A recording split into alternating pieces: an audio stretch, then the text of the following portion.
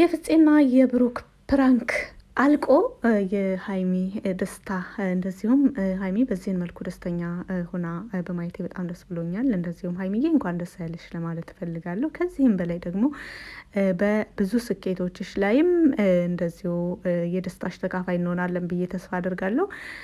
ሀይሚዬ 300 ሺዋን ልታከብር ነው። ይህም ሊሆን የቻለው ሀይሚ ወደ አዲስ አበባ ሄዳለሁ ብላ ከወሰነችበት ቀን በኋላ ጋሽዬና ብሩክ እንደዚሁም ደግሞ የብሩክ ባልደረቦች ተሰባስበው እዚህ ነው ማክበር ያለባት። አሁን ላይ ሁላችንም ያለ ነው እዚህ ነው።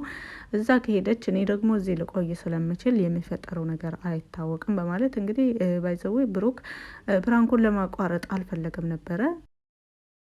እናንተም አይታችኋል ሙሼ በምን አይነት መንገድ ፕራንኩ የፍፄና የብሩክ ፕራንክ እንዲቋረጥ እንዳደረገች። ሙሼ በጣም እኔ ለሙሼና ለጋሼ ቃል ያንሰኛል እነሱን ለመግለጽ። እውነቴን ነው የምነግራችሁ። በልጆቻቸው መካከል በተለይ ደግሞ በአሁኑ ዘመን ብዙ ወላጆች ልጄ እስካልተጎዳች ድረስ ወይም ልጄ እስካልተጎዳ ድረስ ብለው ጣልቃ መግባት የማይፈልጉ ወላጆች አሉ።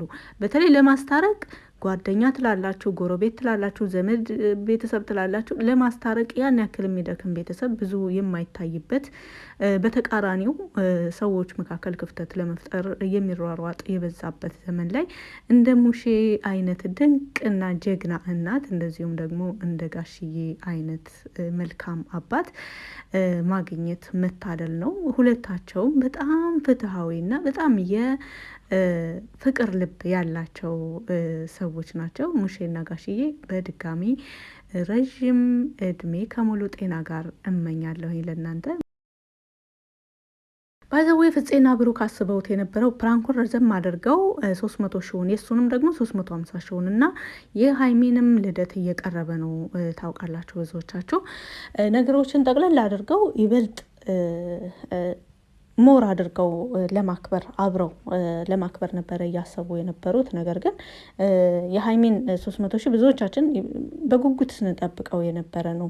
ሼር እያደረግን ለራሱ በዚህን ሳምንት ማስገባት አለብን ብለን ብዙዎቻችን ስንሯሯጥ የነበረበት ነገር ነው። ስለዚህ ብዙዎቻችን በጉጉት ስንጠብቀው የነበረ ቀን ስለሆነ ማስቀደማቸው በጣም ደስ ብሎኛል። እንደዚሁ ብሩክም በ350 ሺህ እንኳን ደስ ያለህ ለማለት እፈልጋለሁ። ባይዘዌ በሀይሚ ደስታ ውስጥ ያንተ ደስታ አለ ብለን ብዙ ጊዜ ስለምናስብ ነው።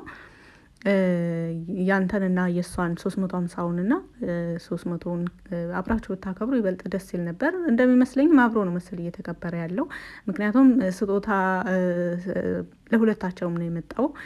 እንደዚሁ ለሀይሚ የተሰጣት ስጦታ ደግሞ ይበልጥ ለየት ያለ ስጦታ ነው። ከአሁን በፊት ብዙ ስጦታዎች ሰጥቷታል ብሩክ።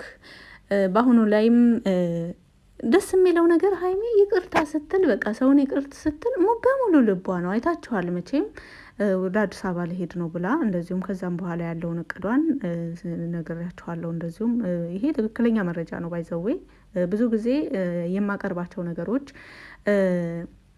ማች አይሆኑልኝም። ምክንያቱም ከምሰማውና ከማየው ጋር የደረሰኝን ኢንፎርሜሽን ነው የማቀርብላችሁ። ነገር ግን ውጤቱ ሌላ ይሆናል። እኔ ብቻ አይደለሁም፣ እነሱ ለራሳቸው በሌላ ነገር ይመጡና መጨረሻ ላይ ውጤቱ ሌላ ይሆናል። አስባችሁታል? ባለፈው በፕራንኩ ጉዳይ እንደ እውነት ሆኖ ይኸው ስታለቅስ ነበር የከረመችው። እና በማንኛውም ሰው የሚያጋጥም ነገር ነው ይህ ነገር እና ወደ አዲስ አበባ መሄዷ እንደዚሁም ደግሞ ወደ አዲስ አበባ ከሄደች በአሁኑ ላይ ከብሩክ ጋር ያላት በተለይ ፍፄ ደግሞ በዚህን መልኩ የሚቀጥል ከሆነ እሷ የወሰነችው ወደ አዲስ አበባ ለመሄድ እንደዚሁ እሷ እንደተናገረችው ማለት ነው ወደ አዲስ አበባ ለመሄድ ከሄደች በኋላ ግን ያንን የባለፈውን የውጭን ፕሮሰስ ለማስጀመር ነበረ ማለት ነው። ግን እንዳትሄድ አድርገዋታል። እንደዚሁም በተለይ ፍፄ ጉዳዩ ፕራንክ መሆኑን እንግዲህ ሙሼ ግልጽ እንዲሆን አድርጋልናለች። ከዛ በኋላ ፍፄ ነው መጥቶ ይቅርታ የጠየቀው። የሚገርመው ነገር ደግሞ ፍፄ ሲያወራ እውነት ነው የሚመስለው።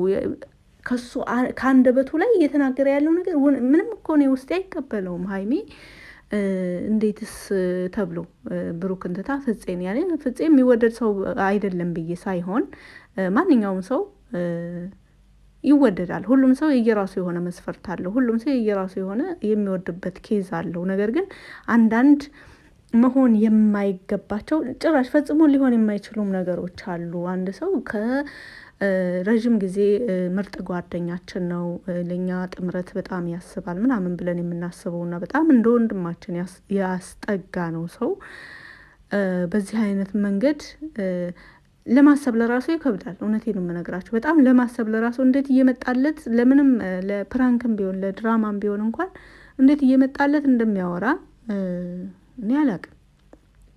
እንዴት በቃ ኖርማል ሳቁም እየመጣበት አይደለም። በቃ ላቁም ነገር እንደሚያወራ ሰው ነበር እንግዲህ ሲያወራ ያየ ነው። እያንዳንዱ ሲናገር በምንም በቃ ሀይሚ አይታችኋል። ካሁን በፊትም ለምንም አይነት ነገር ብላ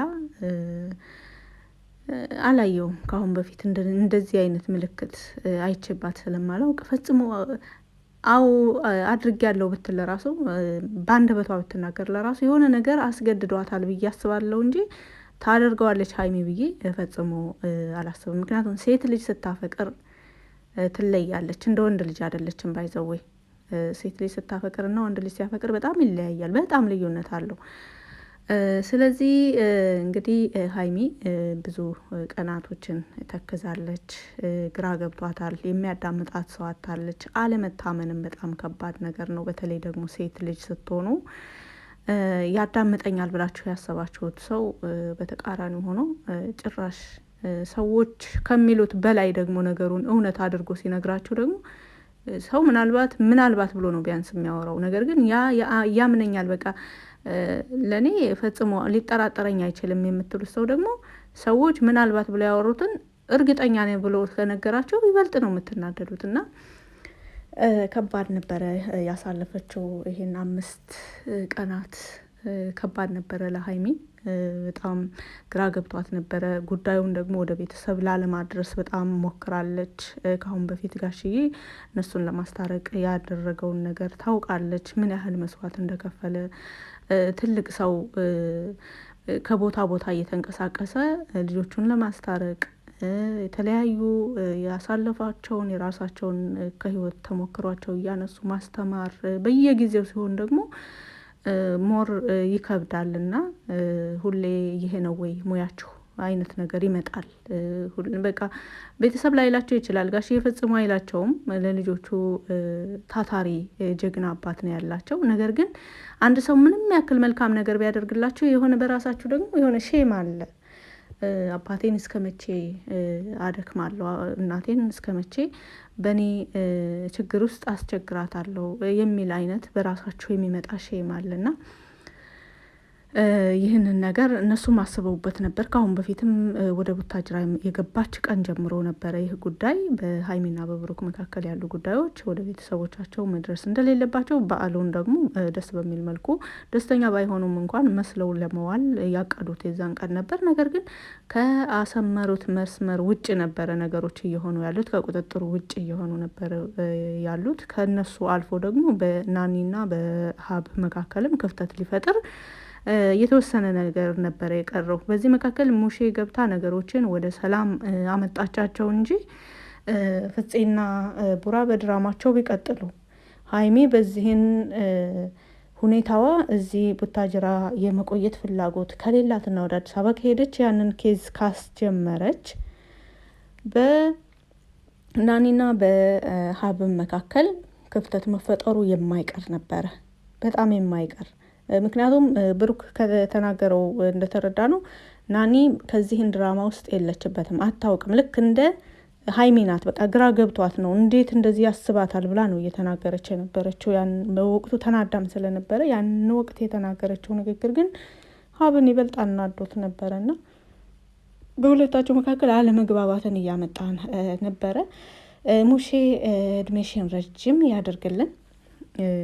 የብዙዎቻችን ጥያቄ እውነት ይህ ሰው አምኖት ተቀብሎት ነው ሀይሚን ለፍፄ ሊተዋት ፈልጎ ነው ወይስ እሱ ወደ እዩ የሚሄድበትን መንገድ እያመቻቸ ነው ወይስ ምን አስቦ ነው የሚል በጣም ግራ የሚያጋባ ስሜት ውስጥ ገብተን ነበረ።